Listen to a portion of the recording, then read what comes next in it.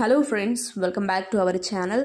ఈ రోజు వీడియోలో భాగంగా ఇండియా ఒమాన్ మధ్య జరిగిన కీలక ఒప్పందం గురించి ఈ వీడియోలో తెలుసుకుందాం. పూర్తి వీడియోను స్కిప్ చేయకుండా ఎండ్ వరకు చూడండి. భారత్ ఒమన్ల మధ్య వ్యూహాత్మక సంబంధాల్లో మరో ముందడుగు పడింది. సుమారు 10 కీలక రంగాల్లో ద్వైపాక్షిక సహకారాన్ని పెంచుకునేందుకు రూపొందించిన దార్శనిక పత్రంపై ప్రధానమంత్రి నరేంద్ర మోదీ, ఒమన్ సుల్తాన్ హైథమ్ బిన్ తారిక్ ఏకాభిప్రాయానికి వచ్చారు.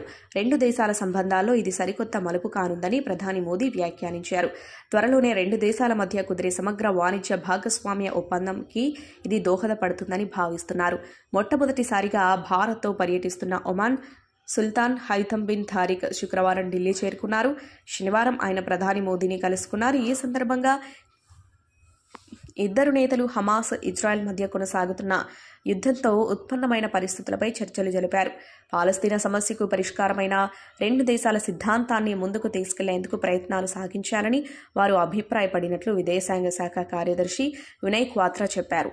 అదేవిధంగా ఇద్దరు నేతలు ఒమన్ భారత సంయుక్త పెట్టుబడి నిధికి మూడో విడతగా 2,500 కోట్లు సమకూర్చుతామని ప్రకటించారు. ఈ మొత్తాన్ని భారత ఆర్థిక వ్యవస్థలో అత్యంత వేగంగా అభివృద్ధి నమోదు చేసుకున్న రంగాల్లో పెట్టుబడులుగా వినియోగిస్తారు.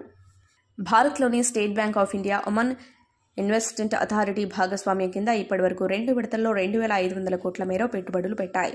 ఇన్ఫర్మేషన్ టెక్నాలజీ, ఆర్థిక నేరాలపై పోరు, సాంస్కృతిక సంబంధాలతో పాటు ఒమన్లోని Indian Council of Cultural Relations కార్యాలయంలో హిందీ విభాగాన్ని ఏర్పాటు చేయడానికి సంబంధించిన ఒప్పందాలపై రెండు దేశాలు సంతకాలు చేశాయని విదేశాంగ శాఖ తెలిపింది.